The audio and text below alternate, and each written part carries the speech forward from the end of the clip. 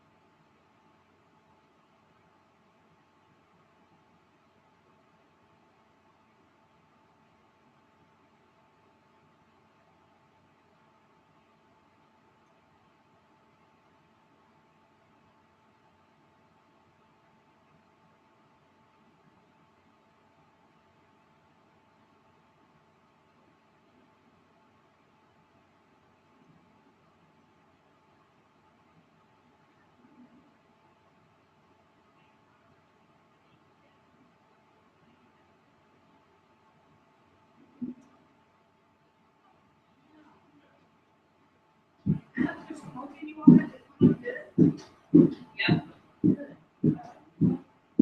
Everybody in this office should be anorexic. Please. Because of the stairs? I don't think so. Woo! Good God Almighty, this is nice. Have you been around here more? No. So Shayna's little corner's back there. We can't open her office because she's a lawyer, so she does everything. Oh, So this is the client's room. cool. And then Patrick has his big boy office in here. This is so cool. So you can see he looks like a grown up. Yes. All that matters is that he's successful. And then we just got rid of somebody, so they're Oh. and so then Jason's looking. Oh wow. Oh my goodness. Look at all this space you all have.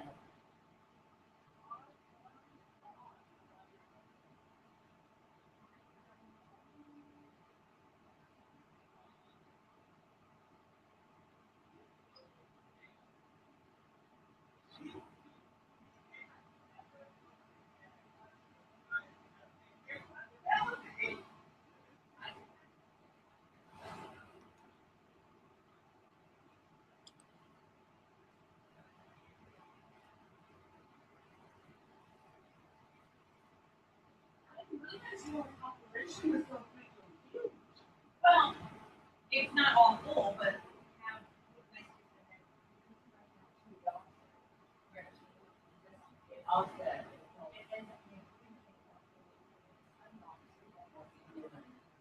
so yeah. So the conference room,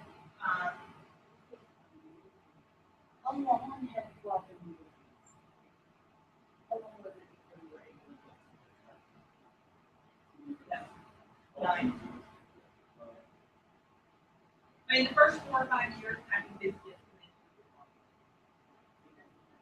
Yeah.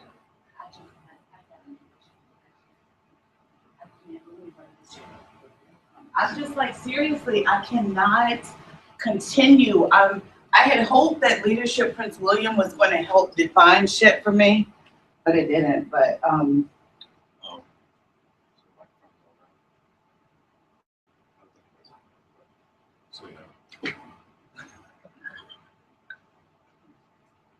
it didn't give like what I was looking in terms of myself, because that's something I have to answer in turn.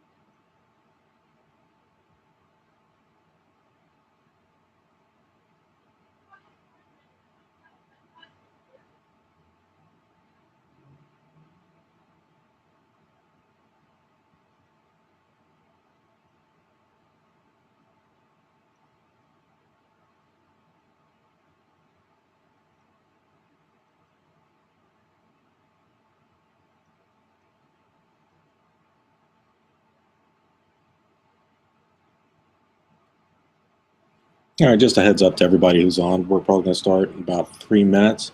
Just want to wait for any last people to show up. So just sit tight.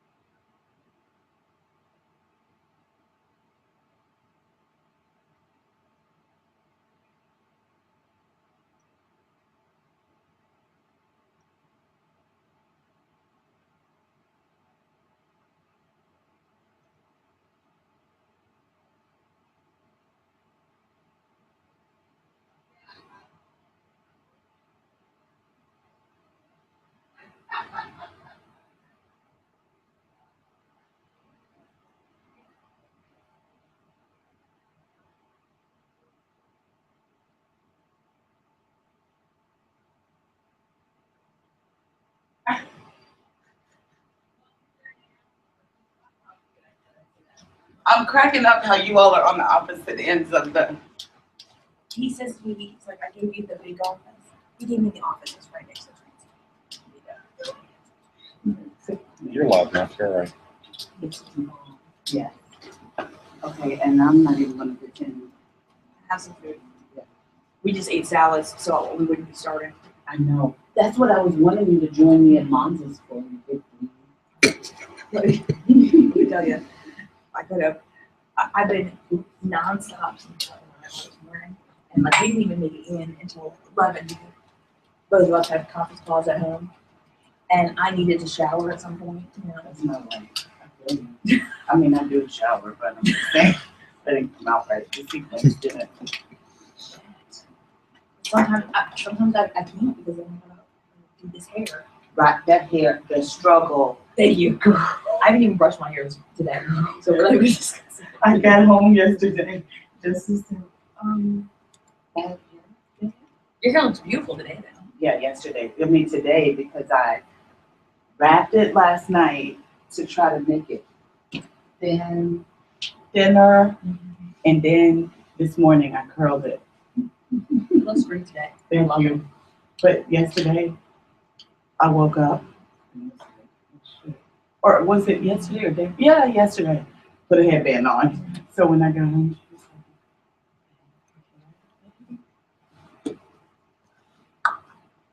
actually, I think I did say that too. Gotta get it. All right, so we should probably get started, I guess. It's like 5 after. Give it 5 more minutes. What? Give it 5 more minutes. You're supposed to let people up here. I'll start with the neat stuff. So 5 minutes. All right, 5 minutes. How do you know if people are online?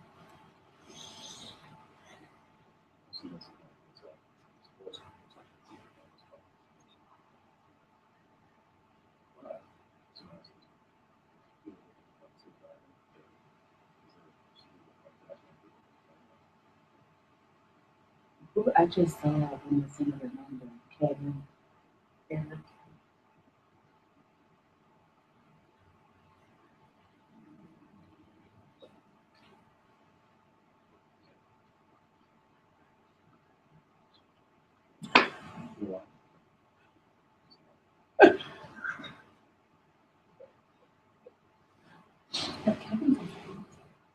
good.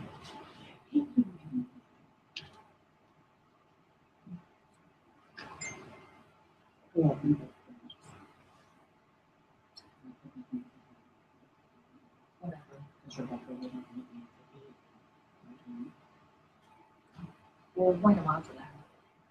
Mhm.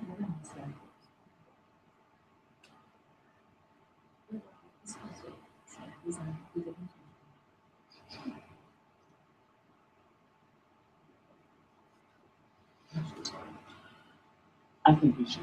We shouldn't punish those who are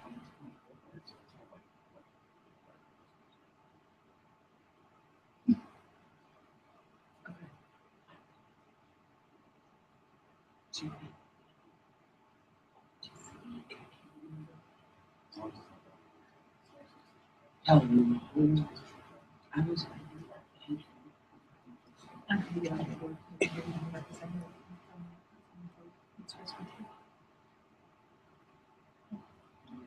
So I decided to march on her, do better than and why would the record set children? Well, my attention.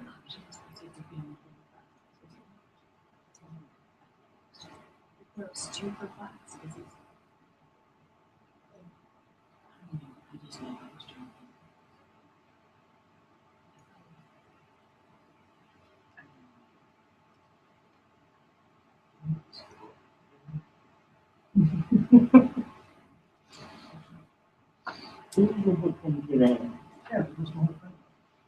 Oh, really listening?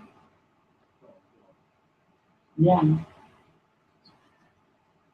I just want to meet the chamber meeting. They start.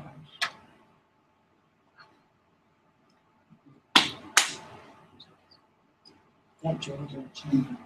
All right, well, thanks to everybody that's showed up and everybody that's online. We're going to go ahead and get the class started. I know that it's the end of the workday for pretty much everybody, so I'm going to try to make this as quick and simple as possible.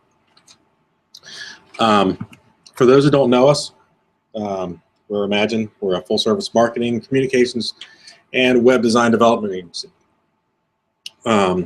We try to make sure that we're providing creativity and strategy, putting the two together to make sure that the stuff we create is not just attractive, but it's also effective. A couple of different things about how we work. The first is we like to be honest and cognizant of our clients' time.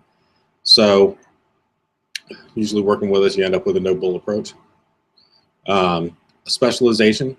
We're not all things to all people. You won't see us doing a lot of projects for like retail establishments and things like that, because we try to focus on what we're good at, spend as much time learning as we can. We like to keep our work simple. We don't, when it comes to telling a brand story for our clients, we tend to try to be as authentic as possible when we do that, because we feel like everybody has a story. You don't need to make one up for them. And our job as an agency is to uncover what that really is and then project that out into the world. And then finally, we're big thinkers, and there's nothing more disruptive to the status quo than a small group of big thinkers.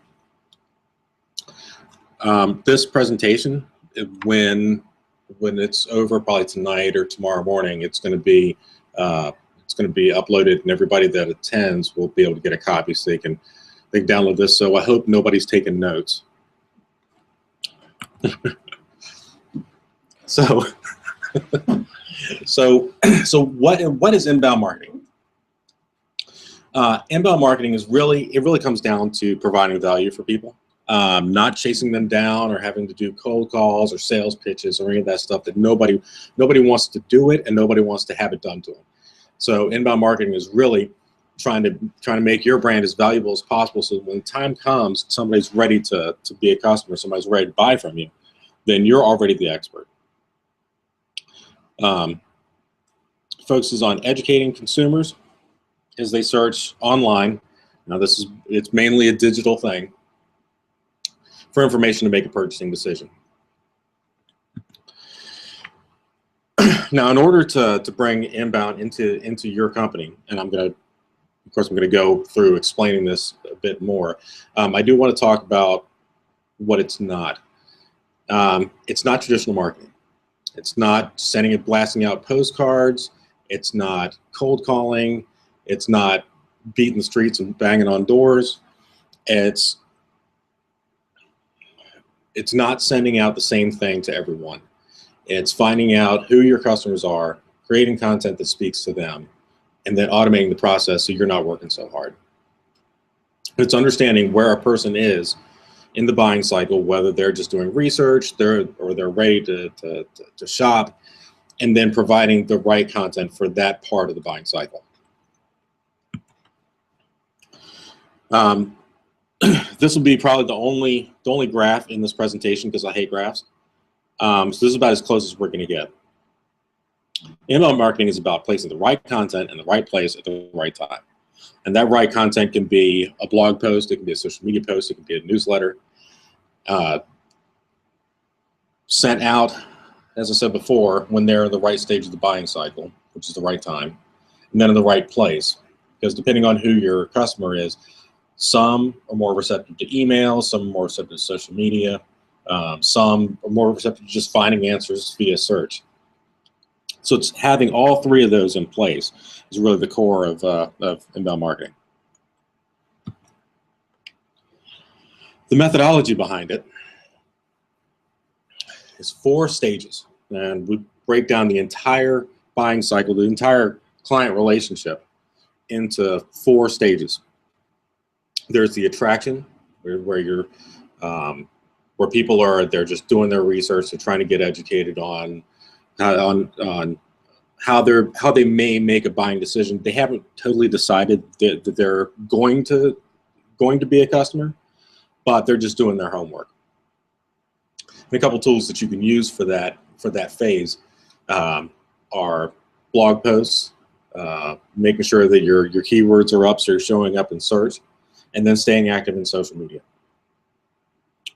And then as the stranger becomes a little more serious about becoming a customer, or getting serious about that purchasing decision, then it's time for them to convert. You can do that through contact forms, call to action, event registrations, landing pages, and so on. Once you get through that phase, now they're a pretty qualified lead. So then how do you turn that lead into a customer? And that's a question we all want to know. That takes a number of different things, and we'll go into that into a little more detail in a minute, as well as the delight phase, which is just as important as any of the rest of them, because that's where you turn your customers into repeat customers and then into promoters. And having promoters, we all know how important word of mouth is. Having a promoter is it's just as important as increasing your sales force. Now, note on this entire thing, I didn't mention any cold calls, no responses to RFPs, no pushy sales pitches, because it's not about that. It's not about projecting. It's about creating valuable content so people are actually looking, they're coming after you. You're not going after them. And that's really the beauty of it.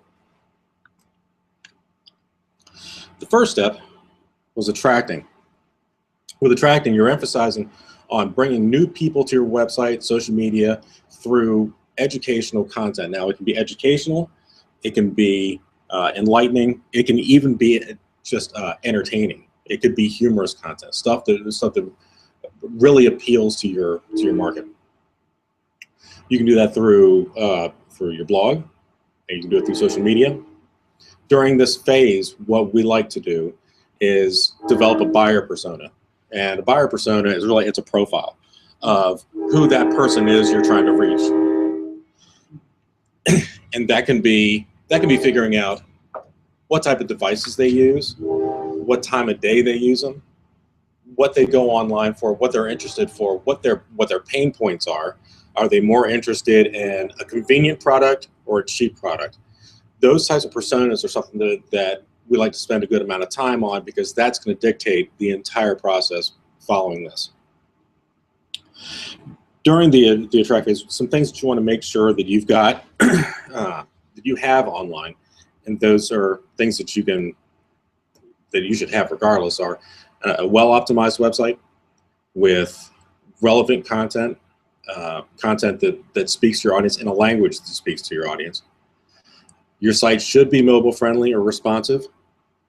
It's a pretty new thing, but it's becoming more and more critical. Google's cracking down on it, and as anybody takes a look at their site traffic, you can see that the percentage of mobile traffic is going up considerably. I think it's an average of 5 to 7% each year across the board. Make sure that the content and the calls to action that you have on the website are meant to build relationships, not necessarily sell. If you go directly to the sell, we all know what happens. You end up pushing people off. So focus on building relationships instead. And then finally, make sure your site loads at appropriate speed. If it doesn't load appropriate speed, everything that you've just done is going to go in the garbage, because nobody's going to get to see all the work that you've done. The second step, now that you've got people that are interested in the free content that you're giving away, then now it's time to try to get kind of a commitment. Now it's time to ask them out on a date. And the conversion, for anybody that's in sales knows that this is the process of converting an anonymous visitor into a lead. You can do that through calls to action, encouraging them to fill out contact forms for downloads, for exclusive content. And what's critical about this is that you offer a worthwhile reason to get their information. Always make sure that what you're giving them, you're not doing a bait and switch. You're actually giving them what they came to get, or else it will be the last time that you hear from them. Step 3 is the close, and that's where a lead becomes a customer. That's where most people in business are pretty happy. I know I am. In order to facilitate that close, there are some tools that you can use. One is email marketing. Another is lead nurturing. And now lead nurturing is, it's a series, it can be a series of emails, a series of messages that go out to that one particular customer to encourage them that now's the time to buy. There's some pretty fun tools that are out there that will allow you to personalize your content. So say you go to a landing page and it actually uses your name, your company, your industry. Technology is a beautiful thing, and it really all goes toward making sure that people feel like you're talking directly to them. You're not just sending a broadcast message out. Now a byproduct of this, going through this process, is that when the customer's finally ready to buy, as soon as the relationship starts, you're the expert, because you're the one that provided the content in the beginning. You're the one that's now the authority, so that when it's time, there's no more convincing. It's, you're the expert. I trust you, and now you can lead the engagement. Step 4. Now a lot of marketers or salespeople will kind of stop at the close and just work on new prospects, but they're missing out on a huge opportunity. Now it's time to serve those clients, and then keep the relationship going so that they can go from beyond a customer to now a promoter. And that's really a beautiful thing. In order to do that, you can give them additional free content, coupons, exclusive content, which could be promotions, guides, tips, that sort of thing. Surveys to find out how well you're serving them. And then when you get feedback from surveys or from reviews on social media, make sure that you address them quickly, politely, because you don't want to lose a potential promoter.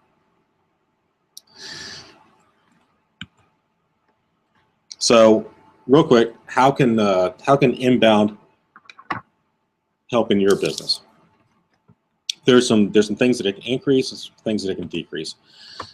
Things that increase are your website traffic, the time that people spend on your website, the number of people that actually come back to your website. Because if you're adding more and more content, then your website is a new thing every time they come back to it, instead of just the same stale old stuff. Social media following and interaction, because you're actually saying things that people are interested in. Blog viewership goes up naturally. Your email open and click-through rates, and that's important, because having a great open rate is fine, but that's not really where the rubber hits the road. It's your click-through. It's knowing that you're creating things that people actually want to learn more about. Therefore, increasing your leads, your revenue, and then finally, by focusing on that delight factor, it's increasing your referrals. Some things that can decrease are those ignored marketing messages, which are a complete waste of time. It can decrease the number of people that sign out from your emails. It can decrease negative brand perceptions, because people just think that you're a pushy salesperson. It can decrease your website bounce rate. Your bounce rate is the percentage of people that'll just go to one page of your website and leave. It can decrease your cost per lead, because now you're doing a lot of stuff automatically. You're reaching a lot more people. You're not just targeting 1, 2, 3 people. Decreases your time spent on follow-ups.